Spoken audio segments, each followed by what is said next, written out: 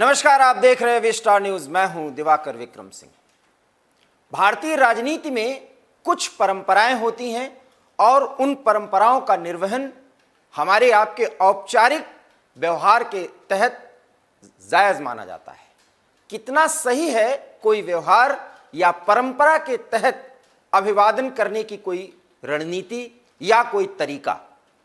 क्योंकि यह राजनीति है। राजनीति में कुछ व्यवहार और कुछ तरीकों पर भी चर्चा होनी चाहिए, क्योंकि पूरा देश या पूरी दुनिया उसको देखती है, उसका अनुशीलन करती है, उसका अनुकरण करती है। भारतीय संस्कृति में पैर छूने की परंपरा तो है। जब हम अपने बड़ों का सम्मान करते हैं तो हम पैर छू करके उनसे आशीर्वाद लेते हैं, लेकिन राजनीति में अपने स्वार्थ को सिद्ध करने के लिए पैर छूने की एक परंपरा गलत परंपरा मानी जाती है, क्योंकि राजनीति में अपने स्वार्थ की खातिर लोग कहां से कहां तक का व्यवहार करने लगते हैं, यह सवाल कई दशकों से उठता आ रहा है और इसलिए चरण छूने की संस्कृति से दूर होना चाहिए, कई बार सार्वजनिक चर्चा का विषय बनता है। इसी तरह जयगान की एक परंपरा है। हम अपने नेतृत्व के प्रति, उसके मुखिया के प्रति आभार व्यक्त करते हैं, सम्मान व्यक्त करते हैं, श्रद्धा व्यक्त करते हैं, लेकिन इसके तरीके होते हैं। लेकिन किसी ऐसे सार्वजनिक मंच पर या उस स्थान पर जहां सब कुछ बहुत ही औपचारिक होता है और वहां जो भी परंपरा या व्यवहार है वो पूरी दुनिया देखती है, पूरा देश देखता है, वहां भी जयगान की एक सीमा होनी चाहिए अगर व्यक्तिगत जयगान हो रहा है। और ये बातें इसलिए महत्वपूर्ण हैं क्योंकि इन्हीं मुद्दों पर कुछ ऐसी राजनीतिक पार्टियां हैं जो बराबर बोल करके सत्ता के शिखर तक पहुंची या सत्ता के नजदीक तक पहुंची। कुछ ऐसी संस्कृति है, राजनीतिक संस्कृति के बारे में हम बात कर रहे हैं, जिस संस्कृति का अनुपालन नहीं होना चाहिए, अगर हो तो वो सीमा के दायरे में होना चाहिए। ये हमारी आकांक्षा है, ये हमारी चाहत है, राष्ट्र के नागरिक के रूप में या सुधी विश्लेषक के रूप में, राजनीतिक पंडित के रूप में, या व्यवहार को मापने का अगर हमारा कोई नजरिया है, उसको हम प्रस्तुत करने वाले हैं, उसके दृष्टिकोण के तहत कुछ व्यवहार, कुछ परंपरा, उसका निर्वहन और निर्वहन करने का एक तरीका होता है। अन्यथा ये सारी बातें चाटुकारिता की हद को पार करती हुई जाती हैं और अगर ये स्थिति है तो हम प्रगतिशील होने के नाते, प्रगतिशील नागरिक होने के नाते, प्रगतिशील पत्रकार होने के नाते, प्रगतिशील किसी राजनीतिक दल के नेता या उसके रणनीतिकार होने के नाते हमें उस पर रोक लगानी चाहिए या उस पर सवाल उठाना चाहिए। जी हां, हम ये इसलिए कह रहे हैं क्योंकि भारतीय लोकतंत्र में चुनाव में विजय का मिलना और विजय के बाद अपने पार्टी के लिए, अपने कार्यकर्ताओं के बीच में जाना, एक दूसरे के प्रति सम्मान या आभार व्यक्त करना, यह परंपरा है। जयगान और गुणगान भी, जय घोष करना भी, ये सब भी परंपरा है, क्योंकि हृदय से उठी हुई बात, दिल से निकली बात मुंह में आती है, जुबान पे आती है और वो बोला जाता है। लेकिन आभार व्यक्त करने का, श्रद्धा व्यक्त करने का तरीका जब कुछ ऐसा लगने लगे जिससे जिसके प्रति व्यक्त किया जा रहा है वो भी असहज हो जाए, तब आप क्या कहेंगे? सवाल ये उठता है कि इस पर लगाम कसा जाना चाहिए, अन्यथा आपने टिप्पणियों के माध्यम से इस कुप्रथा के प्रति, जिसके लिए इतनी बातें कही हैं, जिन पार्टियों के प्रति, जिस संस्कृति का हमने तिरस्कृत किया है, उस संस्कृति के पार्ट आप भी माने जाएंगे। अब हम आपको दो तस्वीरें दिखाते हैं,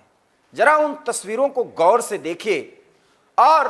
प्रधानमंत्री मोदी जब संसद में पहुंचते हैं 5 राज्यों में चुनाव के विजय के बाद, वहां का नजारा देखिए और अरविंद केजरीवाल का पैर भगवंत मान किस अंदाज में छू रहे हैं उसे देखिए।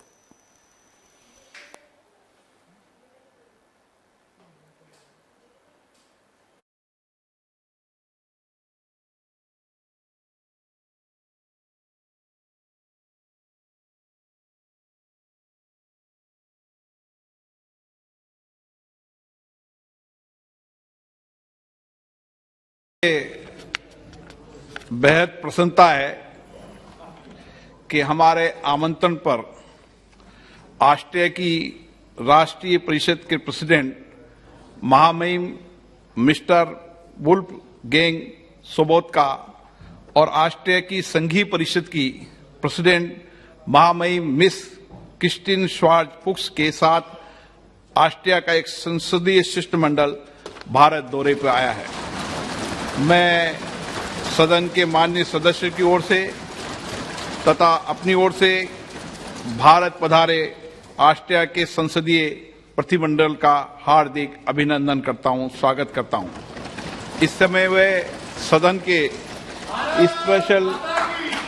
बॉक्स विराजमान है।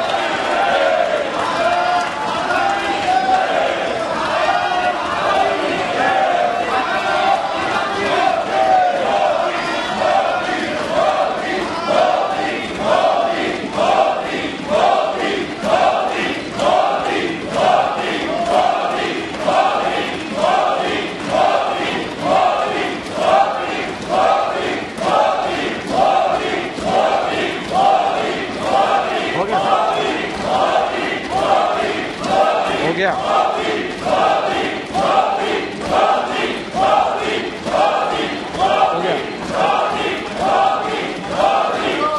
ऑस्ट्रिया की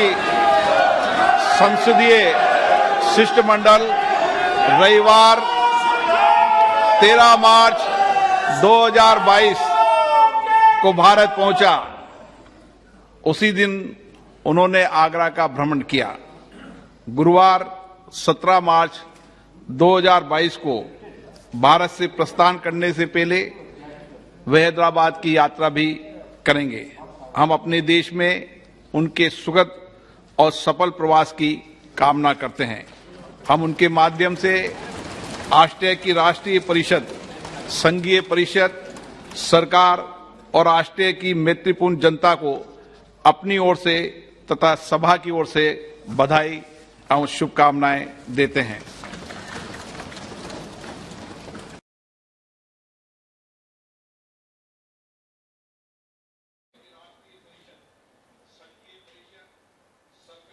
तो आपने देखा और सुना कि किस तरीके से 2.5 मिनट से अधिक समय तक सदन में सिर्फ मोदी मोदी मोदी नारे लग रहे थे। हमें फक्र है अपने प्रधानमंत्री पर, जो जमीन से जुड़े रह करके राष्ट्र की सेवा के प्रति पूरी तरह से संकल्पित हैं, प्रतिबद्ध हैं। यह और बात है कि प्रधानमंत्री मोदी ने संगठन में एक कार्यकर्ता के रूप में, भारतीय जनता पार्टी के एक कार्यकर्ता के संदर्भ में हम बात कर रहे हैं, उसमें उन्होंने दशकों तक सेवाएं दी हैं। और आज प्रधानमंत्री रहते हुए भी जब चुनाव की बारी आती है तो संगठन के निर्देश के अनुसार संगठन जिस तरह से कहता है उस तरह से वो काम करते हैं। संगठन को इस स्तर पर पहुंचाकर और सांसद विधायकों को जिता करके वो विधानसभा या लोकसभा में ले आने के लिए पिछले 7 सालों से अधिक समय से सक्रिय रहे हैं। हमें इस पर फक्र है कि वो इस संस्कृति से जहां जयगान होता है उससे दूर रहना चाहते हैं, क्योंकि जनता के आशीर्वाद की दरकार है, ये प्रधानमंत्री हर मंच से कहते हैं। लेकिन जयघोष होना स्वाभाविक है, जैसा कि हमने पहले भी कहा, लेकिन इस तरह से संसद में जयघोष होना चाहिए, लेकिन उसकी कोई सीमा होनी चाहिए। ऑस्ट्रेलिया का एक संसदों का प्रतिनिधिमंडल अगर यहां पहुंचता है और वो संसद की कार्रवाई देखना चाहता है और उसी दौरान बजट सत्र के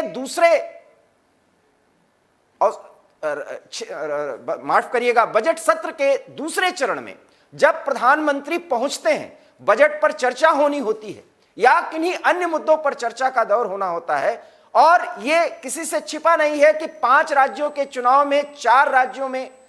प्रधानमंत्री मोदी के नेतृत्व और उनके औरा पर यह चुनाव लड़ा गया और वहां पर भारतीय जनता पार्टी को विजय मिली। संसद में जो सांसद प्रतिनिधि के रूप में हैं, वहां मंत्री भी हैं, सब एक साथ खड़े होते हैं, ताली बजा करके या मेज थपथपा करके प्रधानमंत्री का स्वागत किया जाना चाहिए और करते हैं। यह एक परंपरा है जो स्वस्थ परंपरा कही जा सकती है। लेकिन आप नारों के माध्यम से अगर किसी का स्वागत करें और उस नारे की समय सीमा पर गौर करें तो ऐसा लगता है कि संसदीय परंपरा में जहां लोक कल्याण के संदर्भ में बातें होती हैं, हर 1 मिनट बहुत ही ज्यादा खर्चीला होता है, महत्वपूर्ण होता है, क्योंकि 135 करोड़ भारतीयों के बारे में बात होती है, उनके विकास के संदर्भ में बातें होती हैं, उनके हितों के संदर्भ में बातें होती हैं। और उस दौर में जब 4 राज्यों में बहुमत ला करके प्रधानमंत्री एंट्री करते हैं संसद में, उस समय भारत माता के जय के नारे लगना स्वाभाविक है, लगाया जाना चाहिए, हम उसका स्वागत करते हैं और उससे हम गौरवान्वित होते हैं। लेकिन प्रधानमंत्री का स्वागत मेजे थपथपाकर किए जाने की परंपरा है, लेकिन संसद से एक ऐसी आवाज आई जिसमें सभी सांसद, भारतीय जनता पार्टी के संदर्भ में हम ये बात कर रहे हैं, सभी सांसद और मंत्री खड़े होते हैं, मेजे थपथपाए रहे होते हैं और मोदी मोदी मोदी मोदी मोदी के नारे लगते हैं। इस नारे से प्रधानमंत्री मोदी खुश कतई नहीं है, आप तस्वीरों के जरिए देखिए,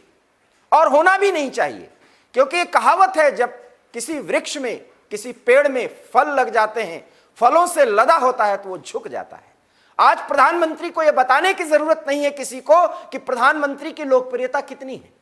लेकिन वो प्रधानमंत्री इस तरीके से उनका स्वागत किया जाए, अपने ही पार्टी के कार्यकर्ता के रूप में देखें या जनप्रतिनिधि के रूप में, सांसद के रूप में देखें, उसके स्वागत का जो तरीका है यह उस संस्कृति का एक तरह से अनुपालन है, उसकी नकल है, जिस संस्कृति का प्रधानमंत्री मोदी ने और राष्ट्रवादी राजनीति करने वाले लोगों ने हमेशा विरोध किया। जहां परिवारवाद का विरोध किया जाता है, परिवार के प्रति जो गुणगान का तरीका होता है उसका विरोध किया जाता है। इसलिए संसद में, संसदीय कार्रवाई के पार्ट में प्रधानमंत्री के संसद के अंदर पहुंचने के बाद जिस तरीके से मोदी मोदी 2.5 मिनट से अधिक किया गया, इस तरीके से उनका स्वागत, यह प्रधानमंत्री की असहजता के लिए पर्याप्त था, और आप इन तस्वीरों में देख सकते हैं। इसलिए जो तस्वीरें बोलती हैं उसके लिए प्रमाण की जरूरत नहीं होती है, शब्दों के माध्यम से मैं इसकी अभिव्यक्ति देने की कोशिश कर रहा हूं। इसलिए भारतीय जनता पार्टी जैसी पार्टी अगर कांग्रेस की संस्कृति का अनुपालन करती है तो कहीं इस रास्ते में वो आगे बढ़ रही हो तो उसे रुक जाना चाहिए, क्योंकि इस देश की जनता जब जनार्दन की भूमिका में आती है, अर्थात जब मतदाता बनती है, तो वो इसका भी मूल्यांकन करती है, और यह संस्कृति कतई गलत नहीं है। और इसलिए जब आप तस्वीरों में देखिए कि जो ऑस्ट्रेलिया के सांसद आए हैं, जो प्रतिनिधिमंडल के लोग हैं, वो एक दूसरे से पूछते हुए नजर आते हैं कि आखिर में हो क्या रहा है, क्योंकि ऑस्ट्रेलिया में इस तरह की परंपरा नहीं है, या किसी भी संसदीय प्रणाली में संसद में जब कोई प्रधानमंत्री पहुंचता है, चूंकि वो नेता प्रमुख होता है अपने पार्टी का, इसलिए मेजे थपथपाकर स्वागत किया जाना चाहिए, और वो करते हुए दिखाई पड़ रहे हैं। लेकिन नारों का जो दौर चलता है और उसकी जो समय सीमा है, आपत्ति उस पे है, और इसलिए प्रधानमंत्री, आप तस्वीरों में देख सकते हैं, बार बार हाथ जोड़ने के बावजूद असहज दिख रहे हैं, और यह असहजता उनके अपने व्यक्तित्व का वो अंश है जिसमें वो नहीं चाहते कि जब जनता का ही आशीर्वाद है तो इस तरीके से उनका स्वागत किया जाए या गुणगान किया जाए, क्योंकि इससे पार्टी में चरण चापन एक शब्द है, वो संस्कृति पैदा होती है, और वो कौन सी संस्कृति है जिसके बारे में कम से कम एक एंकर के रूप में मुझे नहीं कहना चाहिए, आप सहज समझ सकते हैं। अब हम आपको दूसरी तस्वीर दिखाते हैं, और वो तस्वीर भी एक ऐसी पार्टी के मुखिया और पंजाब के नवनियुक्त मुख्यमंत्री भगवंत मान की है। वो संस्कृति भी आम आदमी पार्टी की संस्कृति नहीं कही जा सकती, जहां हर एक व्यक्ति आम आदमी है, और वहां भी चरण छूने की जो परंपरा है, अगर वो सम्मान के लिए हो तो ठीक, लेकिन चरण छूने का अंदाज देखिए। और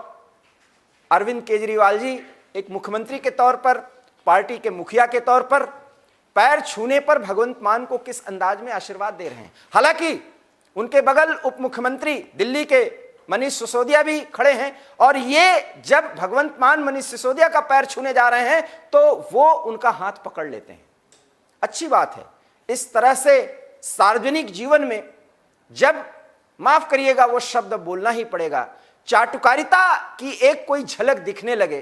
तो उस पर रोक लगनी चाहिए। कम से कम आम आदमी पार्टी को आज हमने इन 2 तस्वीरों को आपको दिखाने और इसके माध्यम से पूरे खबर और उस खबर के विश्लेषण को समझाने की कोशिश कर रहे हैं। और ये दोनों पार्टियां कम से कम इस बात का एहसास कर सकती हैं, अगर उनके कोई कार्यकर्ता हैं, उनके नेता हैं, कि आज भारतीय राजनीति में दो ऐसे बिंदु पर ये दोनों पार्टियां खड़ी हैं जो देश का प्रतिनिधित्व, एक तो पूरे देश में सार्वदेशिक पार्टी के रूप में स्थापित हो चुकी है, और दूसरे पार्टी के नेता वो विपक्ष के राजनीति के केंद्र हो सकते हैं, अर्थात अरविंद केजरीवाल की हम बात कर रहे हैं। और दोनों जिस संस्कृति का विरोध करते हैं वो है कांग्रेस की संस्कृति, जहां पर चाटुकारिता एक बड़ी जरूरत है, क्योंकि परिवारवाद का विरोध है। प्रधानमंत्री हर एक मंच से परिवारवाद का विरोध करते हैं, और परिवार में जो लोग हैं, चाहे वो जिस स्तर पर हैं, उनकी वंदना, उनकी याचना करना हर एक नेता के आगे बढ़ने का सबसे बड़ा एक फैक्टर होता है, उसका जिक्र करते हैं। अगर वही संस्कृति आम आदमी पार्टी और भारतीय जनता पार्टी में भी आ जाए तो क्या हम इसकी तारीफ करें? जब इन संस्कृतियों का हम विरोध करते हैं, 4 दशकों से अधिक और भारत की सबसे पुरानी पार्टी अगर इन संस्कृतियों के कारण आज पराभव के इस दौर से गुजर रही है, हम बात कर रहे हैं कांग्रेस की, तो उसी कांग्रेस की उस कुसंस्कृति को जो एक परंपरा की तरह निर्वहन करना हर एक कार्यकर्ता, हर एक नेता की जरूरत बन गई, और अगर जो उससे उकता करके उससे दूर हटने की कोशिश किया और स्वातंत्र्य बोध के साथ पार्टी के हितों पर अपनी बात करने लगा, वो G23 का पार्ट बना दिया गया। उसकी कोई गलती नहीं, जबकि 4 दशक से अधिक समय तक वो नेता देश की खातिर, अपनी पार्टी के खातिर अपना सब कुछ कुर्बान करते रहे। शायद यही वो कारण है जिसमें ये कुछ संस्कृति आ गई जो संस्कृति होनी ही नहीं चाहिए, कम से कम राजनीतिक संस्कृति नहीं होनी चाहिए। स्वातंत्र्य बोध होना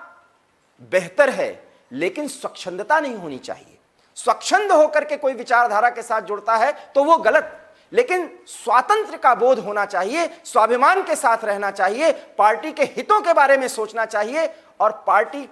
में अगर कोई बात गलत हो तो उसके दायरे में रह करके उस मंच से उस बात को उठाना चाहिए। शायद ये शिक्षा कांग्रेस में भी दी गई होगी। भारतीय जनता पार्टी तो उसका निर्वहन करती हुई दिख रही है, और आम आदमी पार्टी तो आम जनता से जुड़ी हुई पार्टी है, वहां पर इस तरह से चरण वंदना की संस्कृति कैसे आ गई?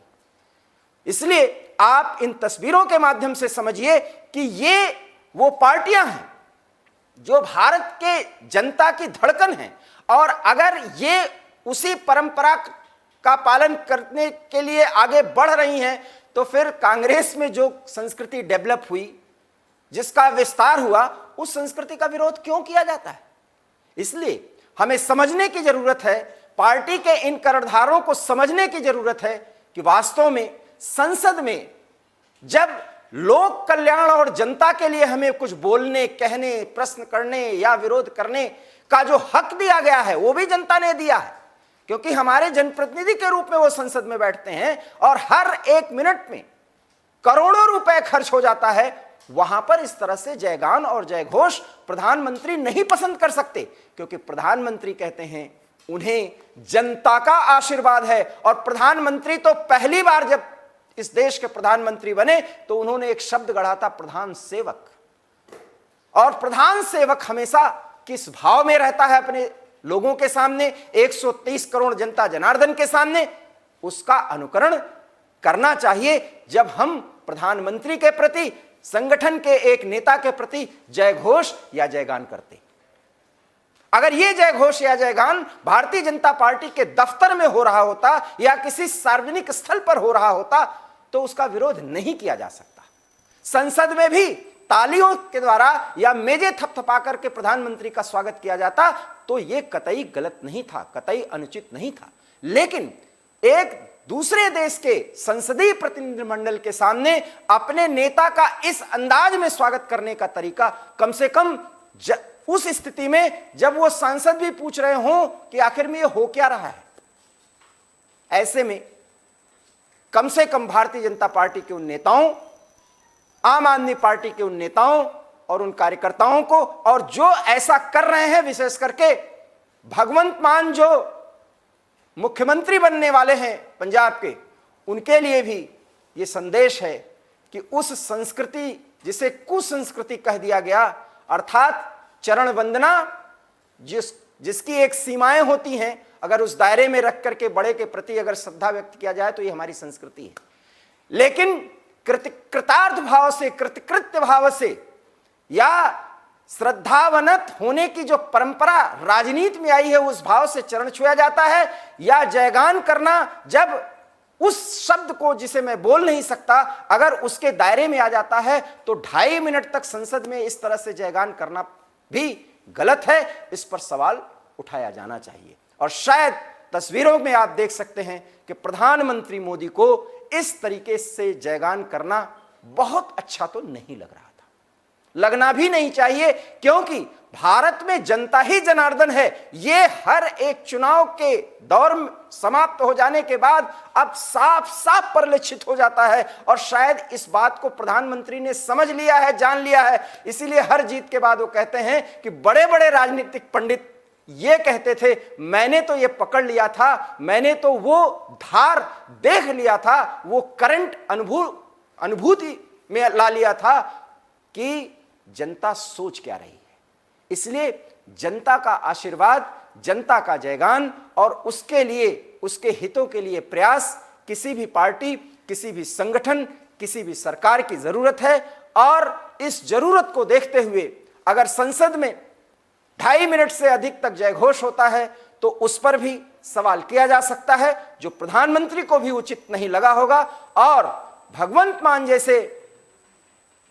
नेता को भी यह समझना होगा कि यह चरण वंदना अगर आम आदमी पार्टी के हितों के लिए किया जाए तो बेहतर है। उन्हें तो पंजाब का मुख्यमंत्री बना ही दिया है जनता ने, आभार उसके प्रति व्यक्त करें। जिस अंदाज में वो अरविंद केजरीवाल का पैर छूते हुए नजर आए, शायद ये सर्वथा अनुचित है। आपको ये बात समझ में आई हो तो निश्चित रूप से आप हमें मेल या अपनी बात कमेंट के जरिए भेजें, हम इसे स्वीकार करेंगे, क्योंकि स्वीकृति और अस्वीकृति के साथ ही जनमत तैयार होता है, और जनमत से ही देश की दिशा और दशा